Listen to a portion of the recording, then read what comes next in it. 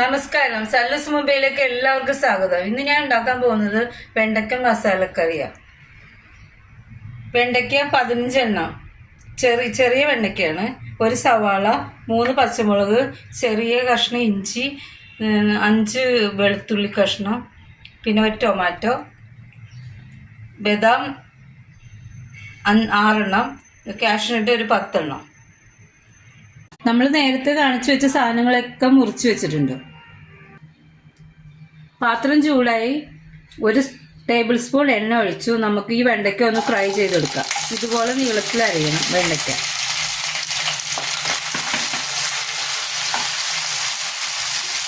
വെണ്ടയ്ക്ക ഒരുവിധം ഫ്രൈ ആയി, നമുക്കത് മാറ്റാം.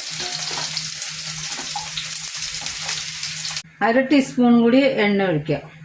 ജീരകം 1/4 ടീസ്പൂൺ. അത് മൂത്ത് വരുമ്പോൾ നമുക്ക് സവാള, വെളുത്തുള്ളി, ഇഞ്ചി അരിഞ്ഞത് ചെറുതായിട്ട്, പച്ചമുളക്, കറിവേപ്പില ഇത് നല്ലോണം വഴറ്റിയെടുക്കാം. മസാല നല്ലോണം മൂത്ത്, എന്നിട്ട് ഇനി നമുക്ക് മസാലകൾ ഇടാം. 1/2 ടീസ്പൂൺ മല്ലിപ്പൊടി, 1/2 ടീസ്പൂൺ കാശ്മീരി, 1/4 ടീസ്പൂൺ മഞ്ഞൾപ്പൊടി,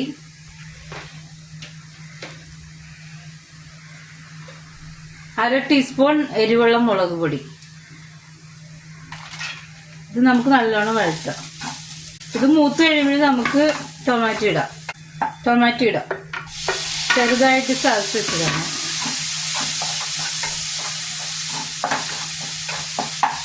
ഇത് നമുക്ക് അടച്ചു വെക്കുക കുറച്ച് നേരം.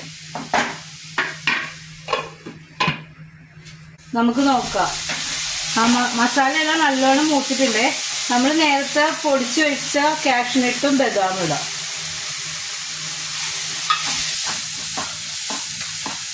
ബദാമും കാഷ്നട്ടും ഒന്ന് മൂത്ത് വരുമ്പോൾ നമുക്ക് ഉപ്പിടാം. 1 ടേബിൾ സ്പൂൺ തൈര് ചേർക്കാം.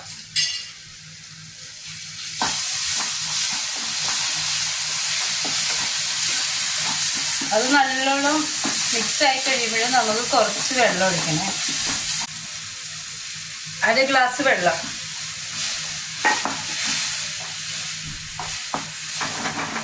ഇത് നല്ലോണം തിളച്ച് 1/2 ടീസ്പൂൺ മസാലപ്പൊടി. അത് നല്ലോണം മിക്സ് ആയിട്ട് നമുക്ക് വെണ്ടയ്ക്ക ഫ്രൈ ചെയ്ത് ഇടാം. എന്നിട്ട് അടച്ചു വെക്കാം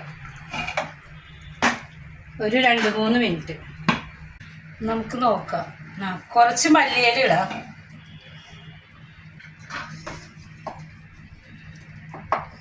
ഈ കറി എല്ലാവരും ഉണ്ടാക്കി നോക്കണേ. ചപ്പാത്തിക്കൊക്കെ ഒരു അടിപൊളി കറിയാണേ. ലൈക്ക് ചെയ്യണേ, സബ്സ്ക്രൈബ് ചെയ്യണേ, ഷെയർ ചെയ്യണേ, കമൻറ്റ് ചെയ്യണേ. Thank you.